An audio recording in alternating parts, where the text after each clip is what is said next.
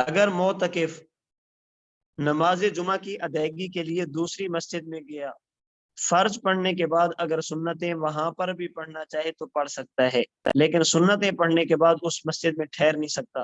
ہاں اگر ضرورت سے زیادہ وہاں پر ٹھہر گیا تو اعتکاف نہیں ٹوٹے گا، اس لیے کہ اس کا اس وقت بھی قیام مسجد کے اندر ہی ہے۔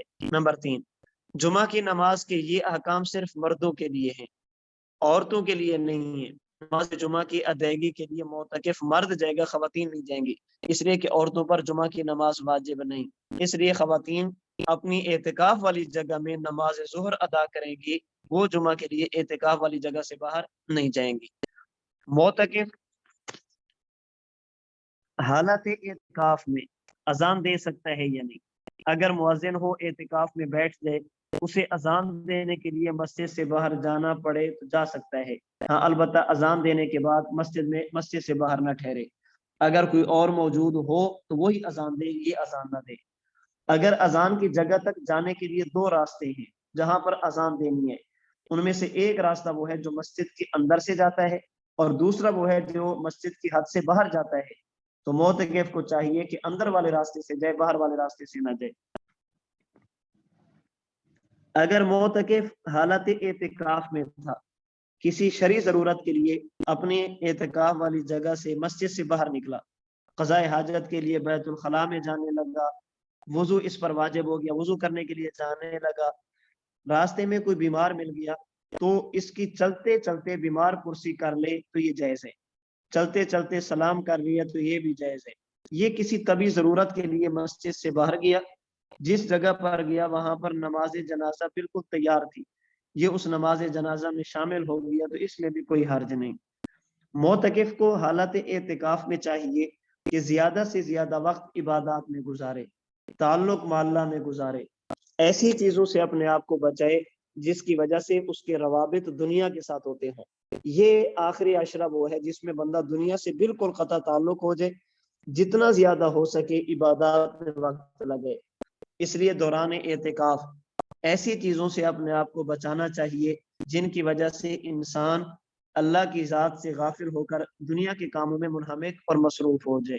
مثال کے طور پر موبائل کا استعمال، اگر سخت ایمرجنسی ہے اور ضرورت ہے تو موبائل پر ضروری بات کر سکتے ہیں، بے فائدہ فضول گفتگو پیکج لگا لینا، آڈیو ویڈیو کال کے ذریعے گھنٹہ گھنٹہ گپے لگاتے رہنا، یہ مکروہ ہے۔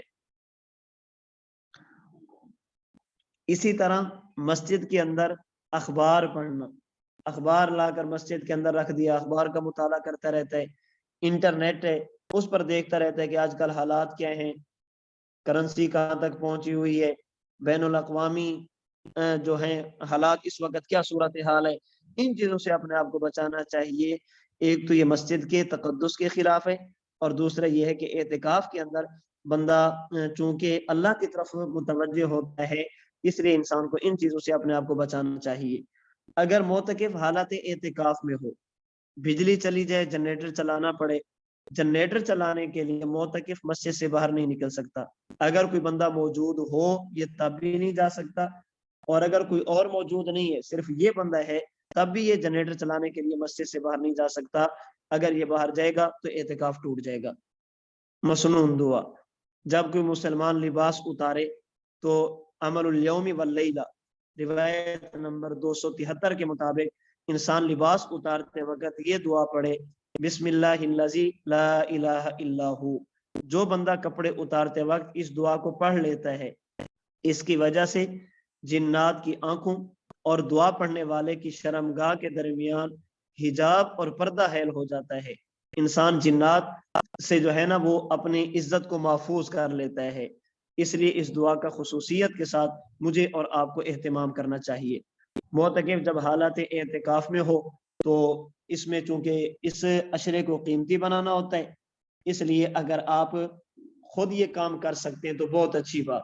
جتنے ساتھی اعتکاف کی حالت میں ہو آپ ان کو حضرت استاد جی دامت برکاتہم العالیہ کی کتاب اعتکاف کورس پڑھا دیں، اور اگر آپ خود نہیں تو آپ اپنی مسجد کے امام صاحب کو کہہ دیں کہ یہ کتاب ہے، اگر آپ ہمیں روزانہ اس کا ایک سبق پڑھا دیں تاکہ ہمارا وقت قیمتی بن جائے گا۔ اگر یہ بھی نہ ہو تو خود اس کتاب کا آپ مطالعہ کر سکتے ہیں، کتاب اعتکاف کوڈ۔ اس کے اندر اسلام کے بنیادی عقائد بھی ہیں، بنیادی مسائل بھی ہیں اور مسنون دعائیں بھی ہیں۔ اگر یہ کتاب منگوانا چاہیں منگوا سکتے ہیں مکتبہ دارالایمان سے، اور اگر آپ اس کتاب کو ڈاؤن لوڈ کرنا چاہیں تو اس کتاب کو آپ ڈاؤن لوڈ بھی کر سکتے ہیں، ہماری ویب سائٹ پر یہ کتاب موجود ہے، وہاں سے بھی آپ اس کتاب کو ڈاؤن لوڈ کر سکتے ہیں۔ اردو میں بھی موجود ہے، انگلش میں بھی موجود ہے۔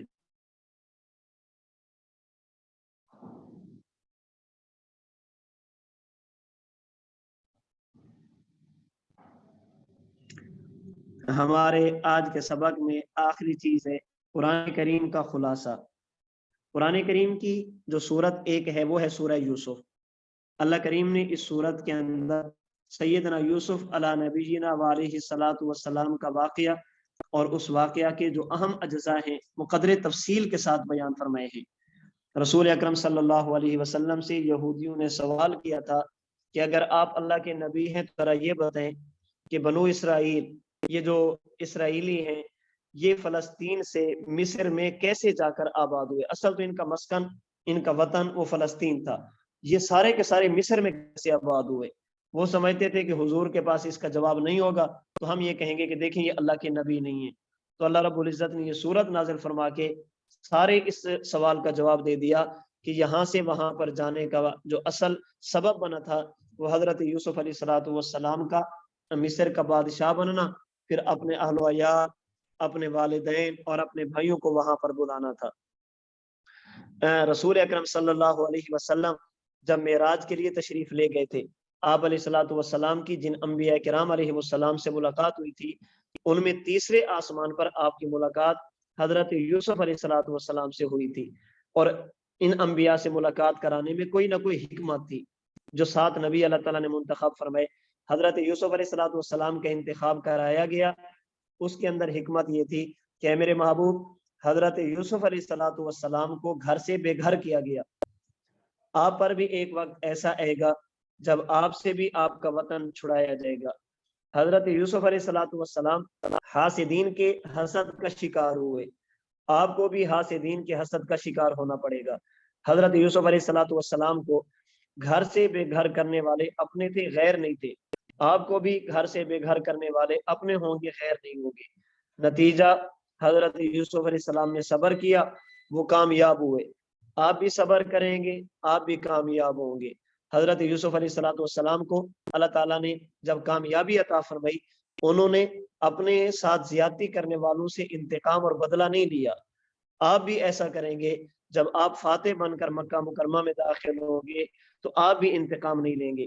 اس لیے جو جملہ حضرت یوسف علیہ السلام نے اپنے بھائیوں سے فرمایا لا تثریب علیکم اليوم، یہی جملہ رسول اللہ صلی اللہ علیہ وسلم نے فاتح مکہ بن کر مکہ مکرمہ میں داخل ہوتے وقت فرمایا تھا، لا تثریب علیکم اليوم۔ حضرت یوسف علیہ السلام نے فرمایا تھا کہ میرے بھائیو تم نے میرے ساتھ جو کیا سو کیا، میں تمہیں اللہ کی رضا کے لیے معاف کرتا ہوں۔ رسول اللہ صلی اللہ علیہ وسلم نے بھی فرمایا تم نے میرے ساتھ جو کرنا تھا سو کر لیا، میں بھی تمہیں اللہ کی رضا کے لیے معاف کرتا ہوں۔ تو اس صورت کے اندر یہ سارا واقعہ تفصیل کے ساتھ موجود ہے، اس واقعہ کے مختلف اجزاء ہیں جو اللہ تعالیٰ نے اس صورت کے اندر ارشاد فرمائے ہیں۔ اس سے اگلی صورت ہے سورۃ الرعد۔ رعد کہتے ہیں بادلوں کی گرج چمک، چونکہ اللہ تعالیٰ کی قدرت کی نشانیوں میں ایک نشانی آسمان سے بارش کا برسنا بھی ہے، اور اس صورت کے اندر اسی کا تذکرہ ہے، اس لیے اس صورت کا نام سورۃ رعد ہے۔ یہ چونکہ ہجرت مکہ سے پہلے ہجرت مدینہ سے پہلے نازل ہوئی ہے، اس لیے اس صورت کے اندر اسلام کے بنیادی عقائد یعنی توحید، نبوت، قیامت، آخرت اور ان پر ہونے والے شکوک و شبہات، ان کے جوابات اللہ تعالیٰ نے ارشاد فرمائے ہیں۔ اس صورت کی آیت نمبر 11 میں اللہ تعالیٰ نے مختلف ملائکہ کا ذکر فرمایا، ان میں سے بعض ملائکہ وہ ہیں جو انسان کی حفاظت پر مامور ہیں، وہ انسان کی حفاظت کراتے ہیں، جنات سے، حادثات سے، آفات سے انسان کو بچاتے ہیں۔ یہ ملائکہ انسان کے ساتھ موجود ہوتے ہیں جو انسان کو جنات کے وساوس سے، شکوک و شبہات سے، جنات کی طرف سے جادو وغیرہ ان چیزوں سے بچاتے ہیں۔ لیکن جب انسان خود ایسے کام کرتا ہے جن کی وجہ سے ملائکہ کو تکلیف ہوتی ہے، یہ حفاظت والے فرشتے دور ہو جاتے ہیں اور انسان مشکلات کا شکار ہوتا ہے۔ مثال کے طور پر رسول اللہ صلی اللہ علیہ وسلم کا مبارک فرمان ہے، جس گھر میں تصویر ہو یا جس گھر میں کتا ہو وہاں پر رحمت کے فرشتے نہیں آتے۔ جب ہم اپنے گھروں میں تصویریں لٹکا کر رکھیں گے یا اپنے گھر میں شوقیہ کتے رکھیں گے تو پھر رحمت کے فرشتے دور ہو جائیں گے۔ جب فرشتے دور ہوں گے تو پھر جنات آئیں گے، اور تو ہم خود ایسے کام کرتے ہیں جن کی وجہ سے وہ حفاظت والے ملائکہ ہم سے دور ہو جاتے ہیں اور ہم مختلف مصائب اور تکالیف میں مبتلا ہوتے ہیں۔ اس کے بعد اللہ تعالیٰ نے اس صورت میں عقل مند لوگوں کی علامتیں بیان کی ہیں۔ دنیا میں آج میں بھی کہتا ہوں میں عقل مند ہوں، آپ بھی کہتے ہیں ہم عقل مند ہیں، ہر بندہ کہتا ہے کہ میں سمجھدار ہوں۔ سمجھدار کون ہے؟ اللہ تعالیٰ نے اس صورت میں سمجھداروں کی، عقل مندوں کی نشانیاں بیان کی۔ نمبر 1، وہ جو اللہ سے وعدہ کرتے ہیں اس کو پورا کرتے ہیں۔ نمبر 2، اس وعدے کی خلاف ورزی نہیں کرتے۔ نمبر 3، جن رشتوں کو اللہ تعالیٰ نے جوڑنے کا حکم دیا انہیں جوڑتے ہیں، صلہ رحمی کرتے ہیں۔ نمبر 4، اپنے پروردگار سے ڈرتے ہیں۔ نمبر 5، قیامت کے دن برے حساب اور برے انجام سے ڈرتے رہتے ہیں۔ نمبر 6، اللہ تعالیٰ کی رضا کے لیے صبر کرتے ہیں۔ نمبر 7، نماز کی پابندی کرتے ہیں۔ نمبر 8، جو کچھ ہم نے انہیں رزق دیا اس میں سے خفیہ اور علانیہ خرچ کرتے ہیں۔ اور نمبر 9، بد سلوکی کا دفاع حسن سلوک سے کرتے ہیں۔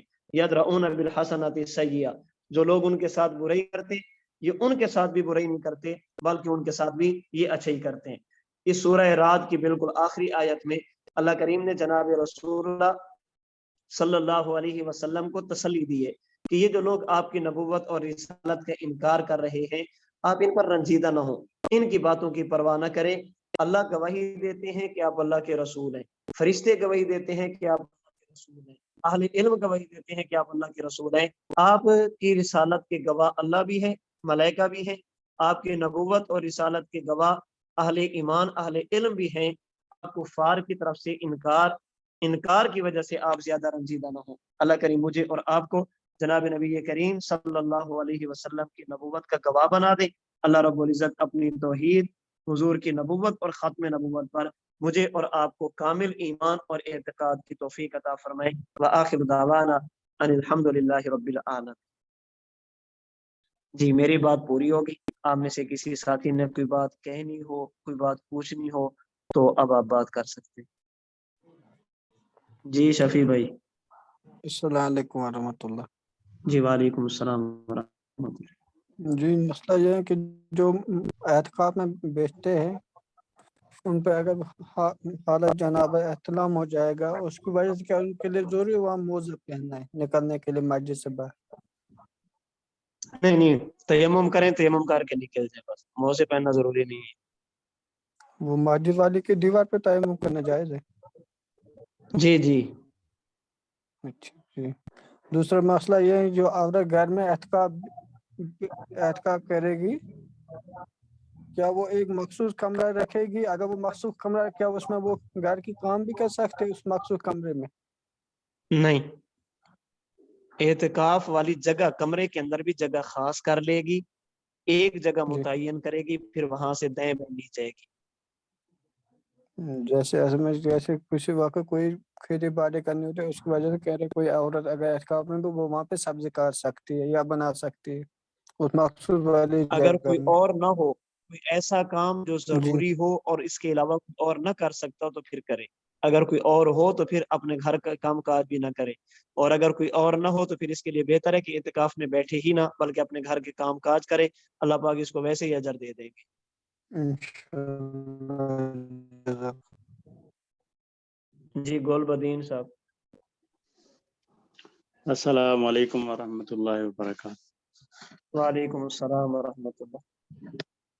اچھا استاد محترم، پچھلے سبق جو پڑھے تھے ان میں سے بھی سوال کر سکتے ہیں زکوٰۃ کے حوالے سے؟ کریں۔ اچھا، وہ ایسا ہے کہ کام کرتے ہوئے جو تنخواہ ملتی ہے اس میں سے کچھ پیسے گورنمنٹ اپنے پاس سیو کر لیتی ہے بینک میں یا جس طرح بھی اپنے اکاؤنٹ میں، وہ ہر مہینے کٹتے جاتے ہیں اور جمع ہوتے جاتے ہیں اور بندے کو پتہ ہوتا ہے کہ اتنے میرا بیلنس ہو گیا، وہ ملتے نہیں ہیں۔ جب بندہ ریٹائر ہوگا اس کی پینشن لگے گی پھر بندے کو مل لیں گے۔ تو اگر کوئی ان ایمرجنسی پر ہو تو زکوٰۃ پھر ہوگی، بھی مل سکتا، اس پر زکوٰۃ ہوگی؟ زکوٰۃ ہوگی ہاں جی، کیونکہ وہ آپ محفوظ ہیں، آپ کے ہی ہیں، آپ کی تنخواہ سے لے کر ان کے پاس موجود ہیں، بطور امانت کے ہیں، تو ان پر بھی زکوٰۃ ہوگی۔ ٹھیک ہے، صحیح ہے، جزاک اللہ۔ جی شیخ انوار اللہ صاحب۔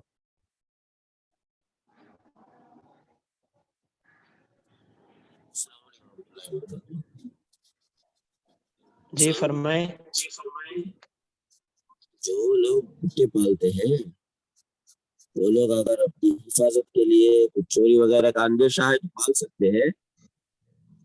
آپ کی آواز صاف مجھے سمجھ نہیں آ رہی۔ جو لوگ آپ نے دو جانور موبائل پالتے رکھے ہیں ہوئے ہیں؟ میں نہیں جو نہیں بات ایک ہی کرتا ہوں ایک مرتبہ میری آواز مجھے واپس آتی ہے، آپ کی آواز اس کی وجہ سے دب جاتی ہے۔ جی ٹھیک ہے، نہیں فرمائیں۔ ہمارے پاس ابھی آ رہی صاحب؟ بتائیں۔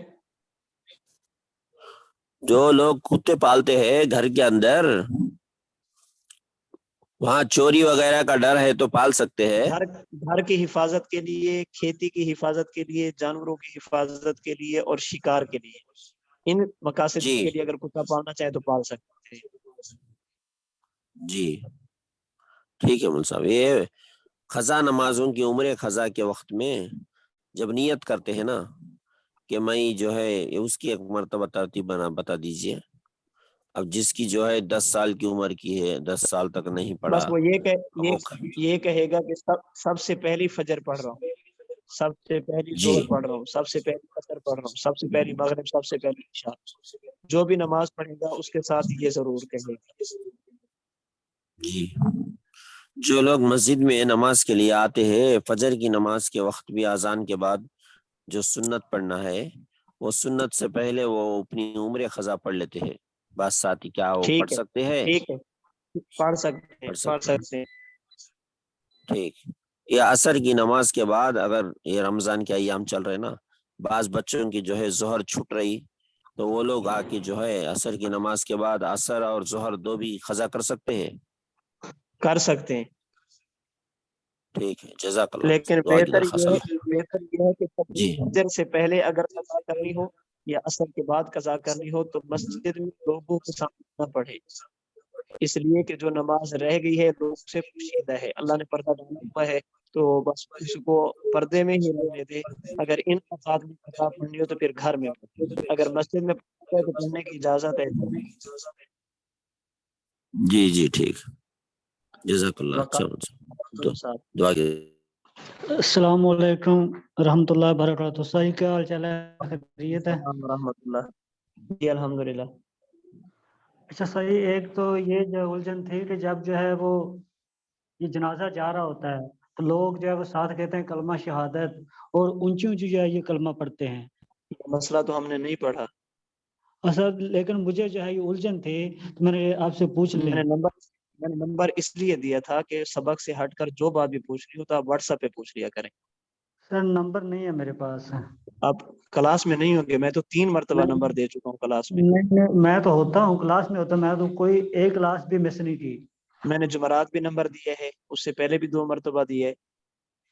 یہ ٹھیک نہیں ہے، جنازے کے ساتھ کلمہ اونچی آواز سے پڑھنا ٹھیک نہیں ہے۔ ٹھیک ہے سر۔ دوسرا یہ سوال ہے کہ وضو جب ہو جاتا ہے تو بعض اوقات بندے کو جو ہے وہ یہ ہو جاتا ہے پیٹ میں جو گڑبڑ ہے یا کوئی جو ہے ریوا ہوتی ہے، وہ بندہ وہ چھوڑتا نہیں ہے، گھوٹ لیتا ہے، تو کیا وضو جب ٹوٹ جائے گا؟ نہیں، اگر ہوا خارج نہ ہو تو وضو نہیں ٹوٹے گا۔ نہیں ٹوٹے گا۔ تھینک یو سر، بہت شکریہ، اللہ تعالیٰ۔ السلام علیکم۔ جی کسی اور نے کوئی بات کہنی ہو تو فرمائیں۔ جی السلام علیکم جناب۔ وعلیکم السلام ورحمۃ اللہ۔ جناب زکوٰۃ کے سلسلے میں پوچھ سکتا ہوں؟ جی پوچھیں۔ یہ زکوٰۃ جو ہم لیتے ہیں کیلکولیٹ کرتے ہیں وہ جو دکاندار بیچتا ہے اس ریٹ سے لینا ہے یا خریدی کے ریٹ سے لینا ہے؟ جی جو بیچے گا، جو سامان اس کے پاس موجود ہے اس کی موجودہ ہاں قیمت دیکھیے کہ قیمت فروخت کیا ہے۔ اچھا اچھا اچھا، دکاندار جو بیچے گا وہ ریٹ نا؟ جی ہاں جی۔ جی شکریہ، جزاک اللہ، جزاک اللہ۔ جی انوار اللہ صاحب۔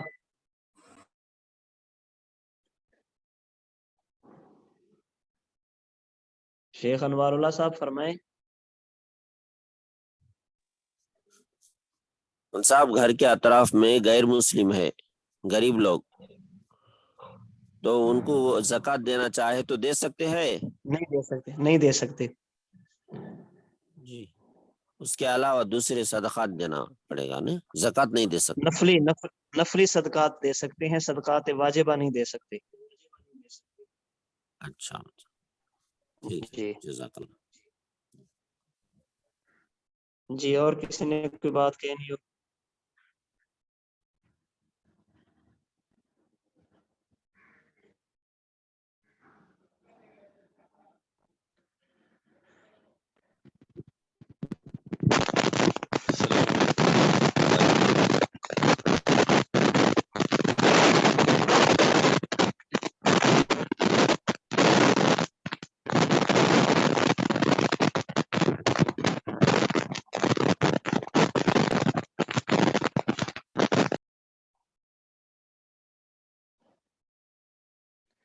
जी फैसल जावेद साहब।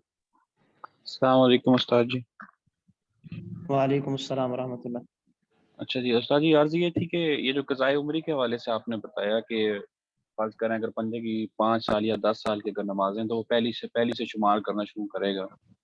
लेकिन जी हर बंदे का हाफ़िज़ा इतना तेज़ नहीं है कि उसको कैसे याद रहेगा मैंने कौन, अब बंदा बीच में पढ़ता भी रहता है, बाज़ औक़ात उसने क़ज़ा भी की होती है, बाज़ औक़ात पढ़ी भी होती है, वो कैसे अंदाज़ा लगाएगा, याद कैसे रखेगा उसको कि वो मुझे कौन-सी पढ़ी, कौन-सी नहीं याद पढ़ी? इसका कैसे कौन सी की ज़रूरत ही नहीं है। हुँ, आपकी अगर 100 नमाजें फजर की रह गई हैं तो बस हर नमाज पढ़ते वक्त सिर्फ आपने यही कहना है कि सबसे पहली फजर पढ़ता हूँ बस। जो पहली है वो खत्म होगी, अब 99 में से जो पहली होगी वो पहली बन जाएगी। 50 खत्म होगी, 50 रहेगी, तो 50 में जो पहली होगी वही पहली बन जाएगी। जो आपके जिम्मा से खत्म होगी वो तो खत्म होगी ना, जो बाकी रहेगी जो उनमें से पहली होगी वो आप पहली पढ़ रहे हैं। हर नमाज के वक्त बस यही कहते हैं कि सबसे पहली फजर पढ़ रहा हूँ, सबसे पहले जोहर पढ़ रहा हूँ, सबसे पहले असर पढ़ रहा हूँ। ये अपना हर नमाज के साथ कहते हैं, इसमें तो याद करने की जरूरत ही नहीं है।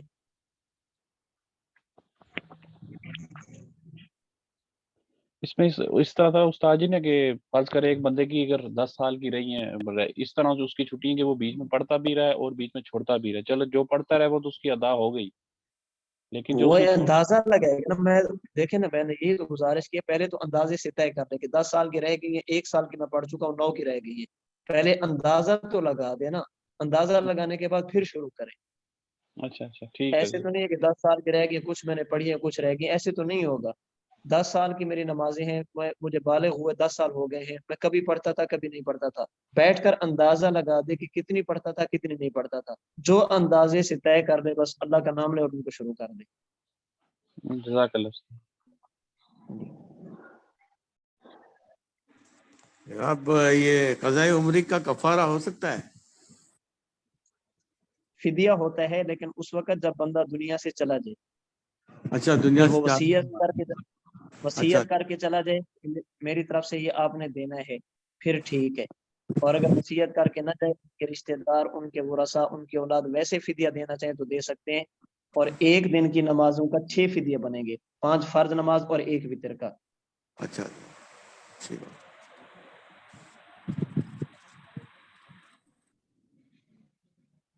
जी, और किसी ने कोई बात कहनी हो? अस्सलामु अलैकुम वरहमतुल्लाह। जी वालेकुम अस्सलाम वरहमतुल्लाह।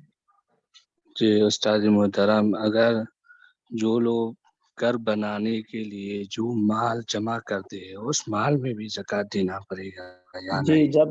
जब तक नहीं बनाते या उनसे कोई मटेरियल खरीद के नहीं रखते, जब तक वो पैसों की सूरत में होगा तो उस पर ज़कात होगी। जी जज़ाकुमुल्लाह। अस्सलामु अलैकुम वरहमतुल्लाह। वालेकुम अस्सलाम वरहमतुल्लाह।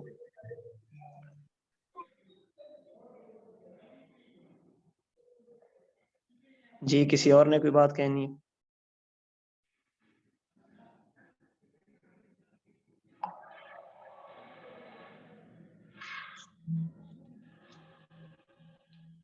चलें, दुआओं में याद रखें, कल इंशाअल्लाह बात करेंगे।